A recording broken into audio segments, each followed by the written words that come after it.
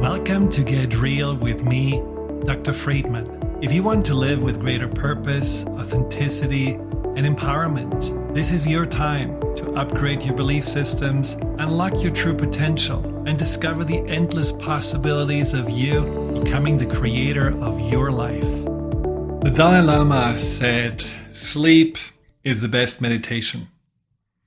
Well, for many of us, in fact, 40 million Americans of us, that form of meditation is really hard to master. Do you also have problems sleeping? You may know this phenomenon, so you are ready to turn in, the day is done, but just the thought about going to bed already makes you anxious and nervous. Because there are too many times when you were just laying awake, tossing and turning, or trying to be still because you didn't want to wake up your loved one, and just struggling and fighting and not knowing what to do because you just couldn't fall asleep. Or you wake up after a couple of hours, and then at 1 or 2 o'clock in the morning, you cannot fall asleep, and all you're thinking about is why? Why can I not sleep? What's wrong with me? Tomorrow going to be a horrible day. I will never be able to perform or do what I need to do because I don't get enough rest. I feel more and more miserable. This is not a way of living. You know that mind spiral that you probably have been dealing with if you have been struggling with sleeping for a long time. And at some point you don't want to actually go to bed because it's almost like you have developed a phobia to your bedroom or to sleep itself, because it's just an excruciating, painful experience every night. Sleep becomes your nemesis, and your bedroom becomes a torture chamber, and you just don't want to go there anymore, but you also don't know what to do. And I completely get it, because I had sleep issues, especially when I was in my early teens, when I went to high school and really got in trouble for bad grades, and a lot of pressure was put on me to improve my scholastic performance.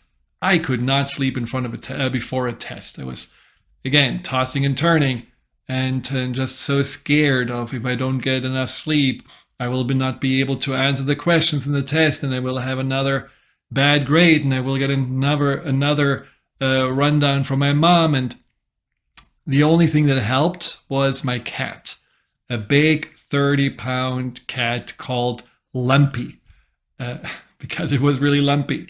That cat could sleep anywhere. I could have placed it on Times Square and it would have just fallen asleep. So I took the cat, put it at the end of my bed, and I just felt so much more comfort by hearing it snoring and breathing and just being completely still. Somehow I was able to find that as my gateway to sleep. And Lumpy didn't mind, apparently. Well, not everybody has a Lumpy, and actually not everyone likes cats. So what do you do? And that's what I want to help you with today. I want to help you to change your mind around sleep so that you're not so afraid of it anymore. And that sleep becomes more something that you feel empowered with than a topic where you feel hopeless or helpless about. And for that, I want you to focus on 3 different aspects that I find are really crucial for sleeping. One is the environment and the habits we have when it comes to sleeping. The other is the physical body. And the third, of course, the mental, emotional part of us. What can we do on all 3 levels to really improve our sleeping? Let's think about sleep differently.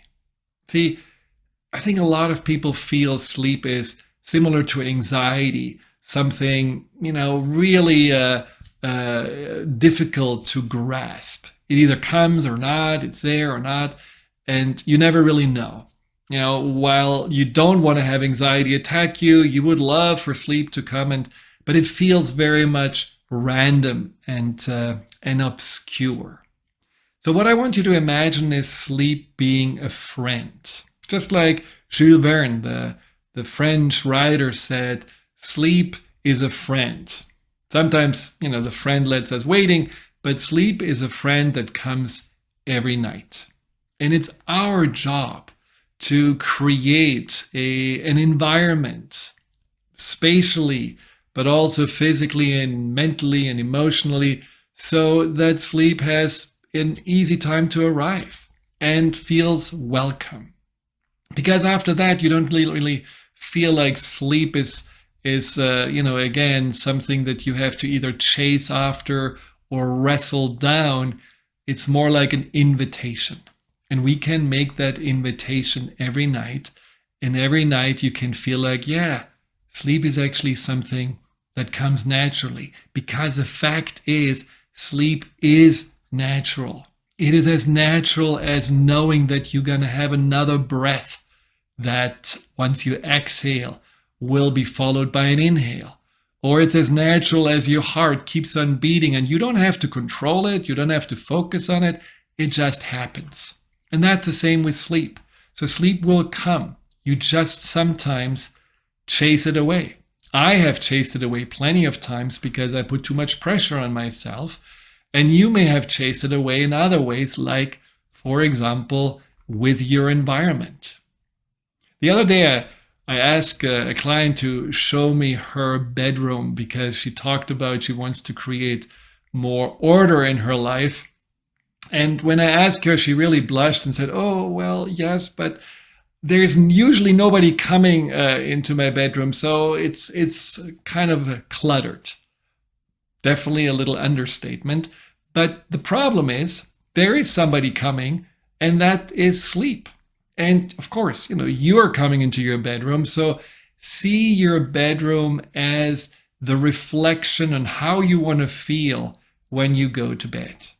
Look at your bedroom as a Zen temple that is easy for you to relax, because everything that you have laying around, all the clutter, all this, the books and the underwear and whatever you find is something that your mind gets stimulated by. It's a trigger. Your mind sees those things and somehow it doesn't feel relaxed because there's really nothing to do. It feels like, oh, I should do the laundry. Oh, maybe I want to read this book again. Oh, what is that? I don't even know what that is. Oh my God, I have like old food here laying around. That is where your mind goes. And that's why the environment is so important to be relaxed and zen. I find it also important when you think about the environment to have it, of course, in a bedroom, equipped with a nice bed, nice pillows, good mattress, have your windows hopefully nicely shut and darkened so that there is not so much light coming in. Try to have either something that cancels out the noise or that you have a little sound machine or something you can put into your ears, because quietness and darkness are just a natural gateway for sleep to come. And then also make sure that you are creating maybe a little ritual in your environment. I like to, have a nice little lavender oil scent, either in a diffuser or in a spray. Lavender relaxes you. And for me, it's always a reminder of the Provence, and that's, where I feel home. And it's also good to have a little candle maybe lit before you go to sleep as a sign to, now it's this moment to unwind, or you have a fountain and you hear this water just nicely, calmly splashing. All of those things are reminders for yourself. Okay, I'm now winding down and going to bed. So that's the environment. That's something that's very simple, right? I mean, you can easily do this. Now, how to prepare your body for sleep to visit you? First of all, if you cannot sleep chronically, it's always a good idea to go to your doctor and check out if there are any underlying physical issues, like a thyroid issue, or you have an allergy, or maybe you have asthma, or you have reflux. I mean, there is a ton of physical problems that can prevent you from sleeping. Anemia, for example, or maybe you're in a menopause. Nothing really that cannot be resolved, but it's a good idea to check it out. Also, really think about your body as something that naturally loves to sleep. I mean, there is just a desire for the body to rest. It needs it just to, the parasympathetic nervous system is necessary for healing, for filling up our batteries, for restoring energy. That's what happens when we are resting and sleeping. So the body naturally does it, but we are usually pushing against it. So if you feel like many of the French people here, it's a good idea to drink an espresso right before you go to bed and then wonder why you cannot sleep.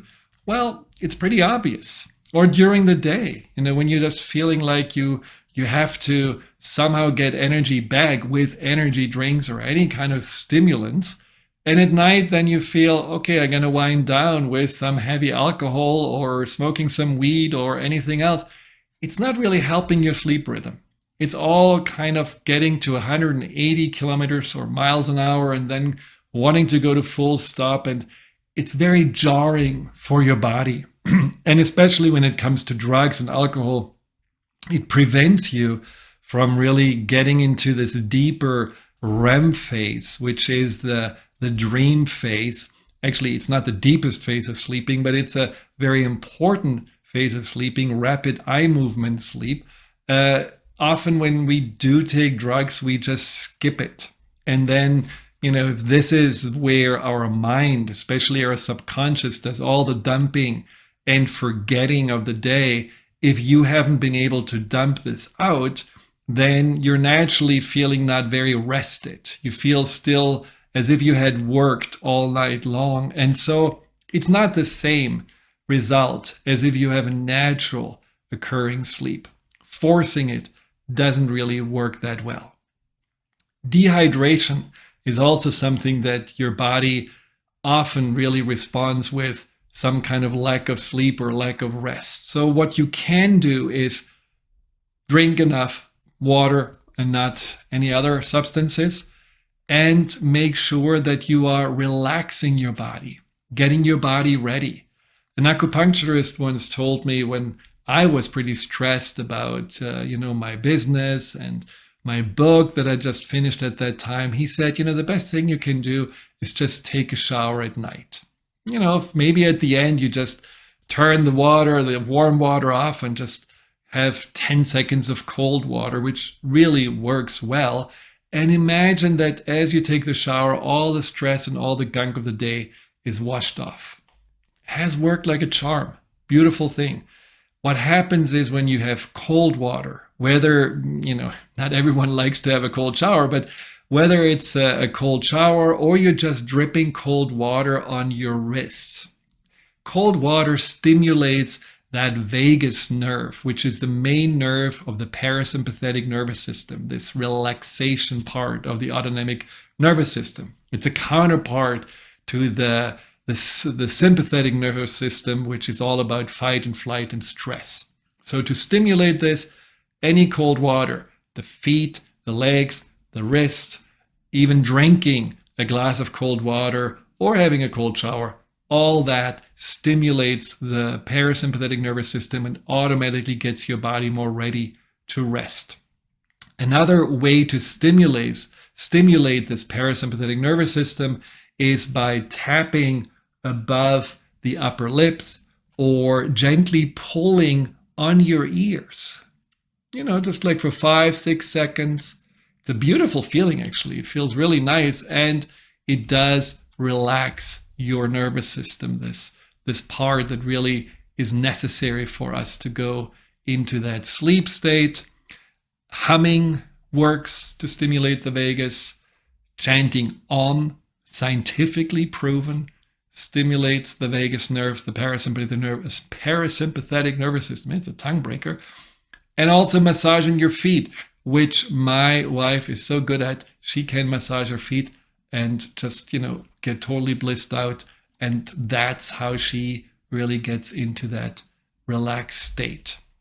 Another one is breathing, of course. If you're breathing slow Andrew Weil has developed this 4-7-8 breathing where you inhale for 4 seconds, hold for 4 seconds, exhale for 4 seconds, inhaling through the nose, exhaling through the mouth with a little sound.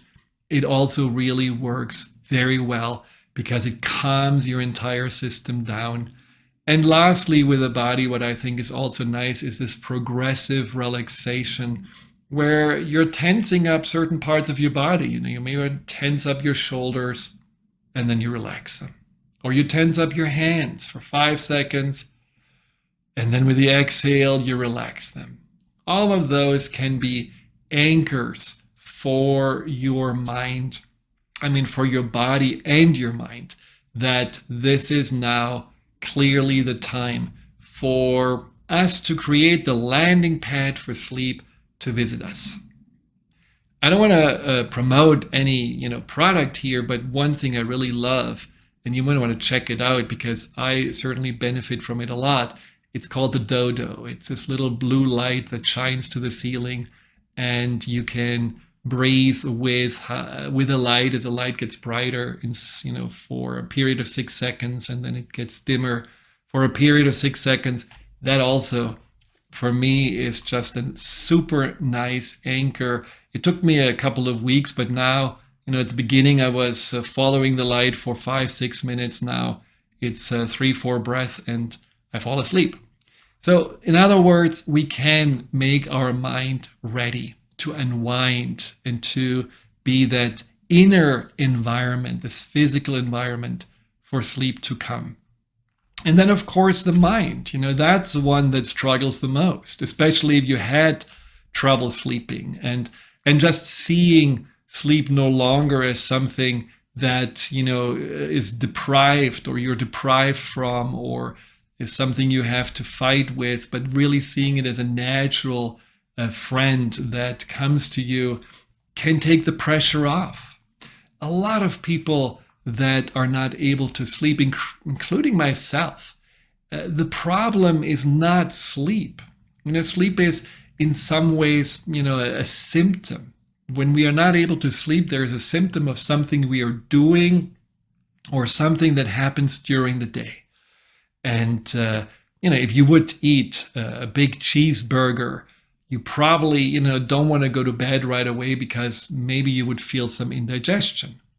And if you think about what we are doing with our mind before we go to bed, it's sometimes similar, right? It's like, okay, I want to wind down, so I'm just going to watch another CSI or a Walking Dead or whatever it is and stimulate my mind with tension or stressful situations. Of course, it's entertaining. Definitely is a nice distraction from whatever happened during the day. But your mind, who takes, especially the subconscious, everything literally, and in some ways everything personally. For your mind, you have been just fighting zombies or resolving crimes or getting away from a murderer. It's not a very relaxing environment. Same thing if you go and check on social media because you're thinking, well, that's gonna definitely wind me down. Well, your mind is looking at other people's lives, and there's definitely a part of your mind that says, oh, their life is so much more interesting. They have so much more fun. It's so much more colorful. Oh, they're all so much thinner than me. What's wrong with me? You know yourself. I know myself. So it's not necessarily what the mind needs to realize, oh, I'm safe. I can relax. I can let go.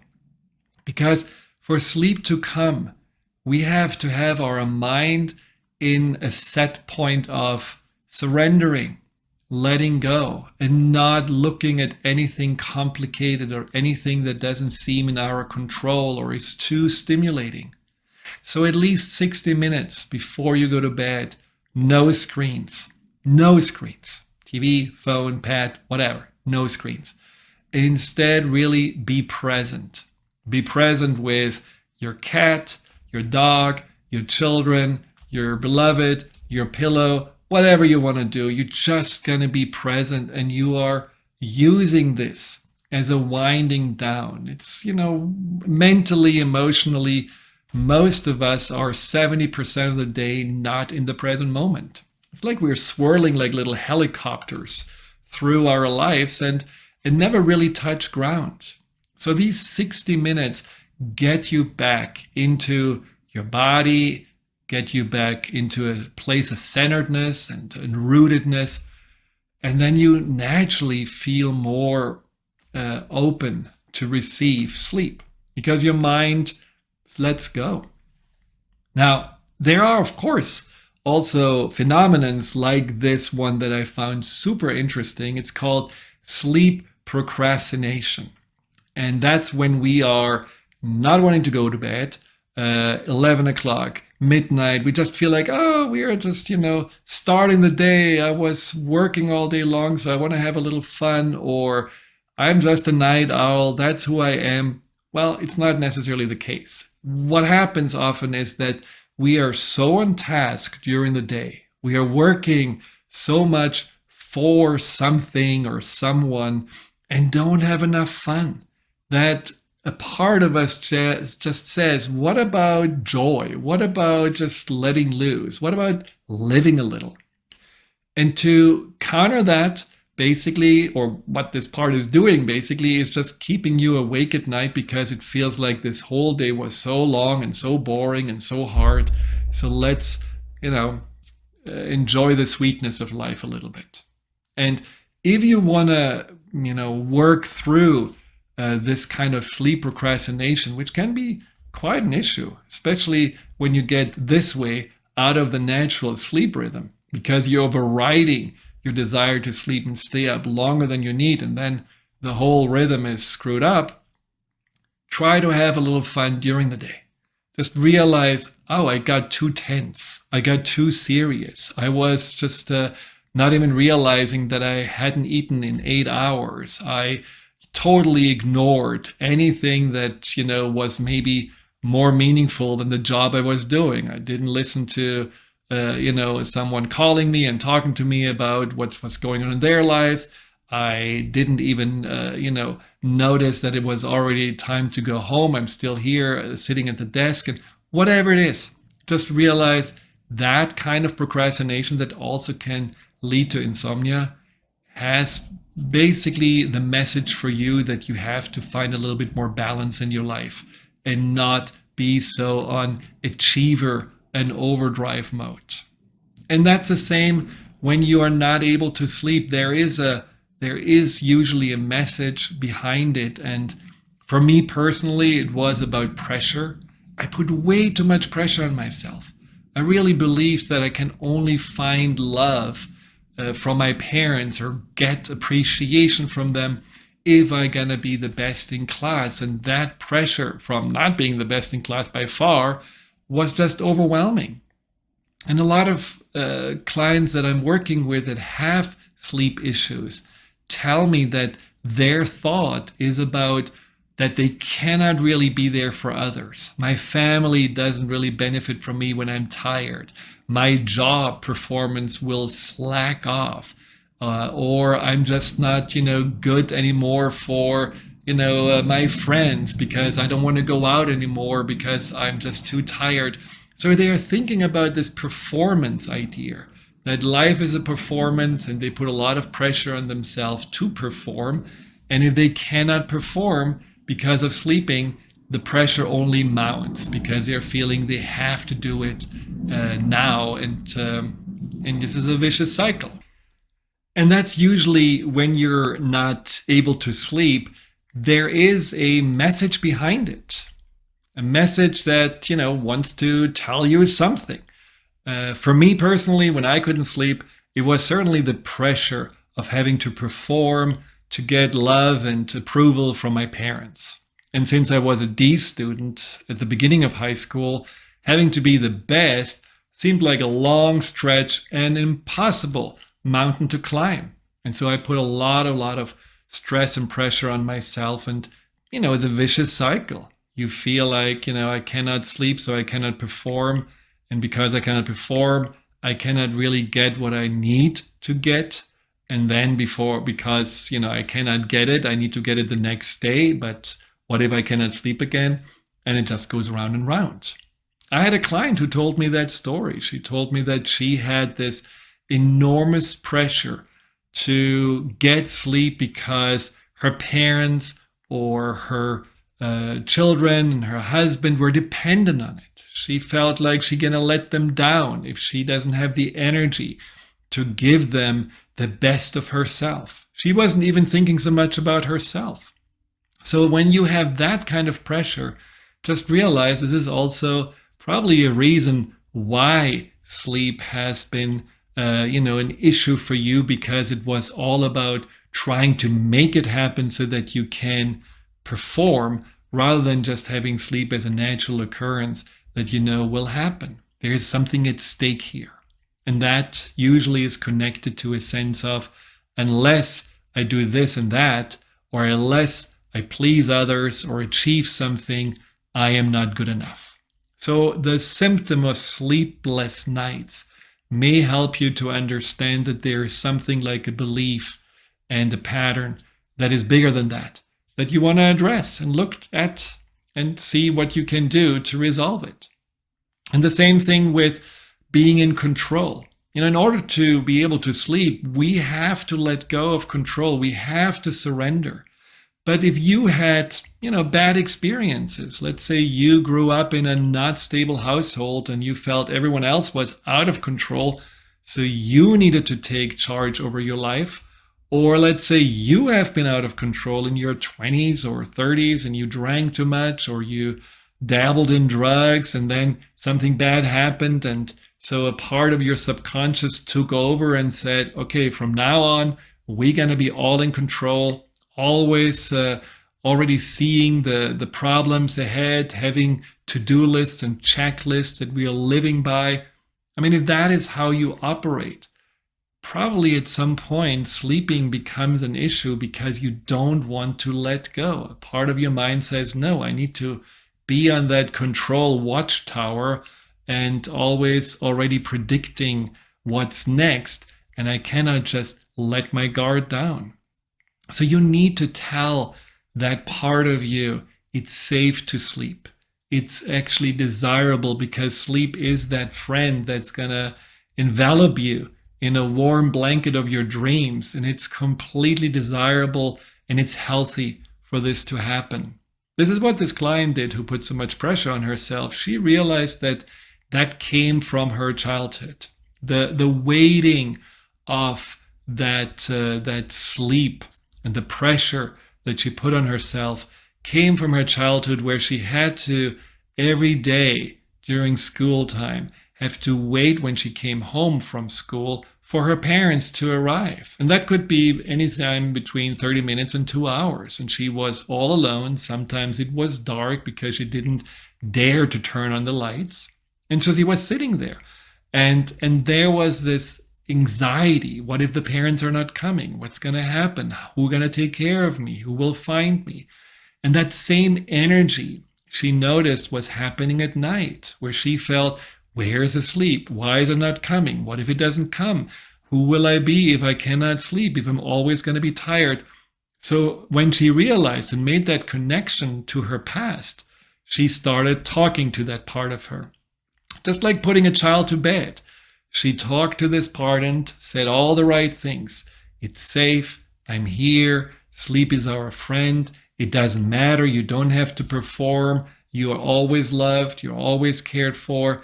And just these heart opening and sweet messages made her so much more relaxed, because she understood more why she couldn't sleep. And it wasn't just this ominous issue that seemingly had no answer and no solution to it. That is really important for me to share with you. An anxious mind is not really an invitation place for sleep to come. It needs to be an open heart.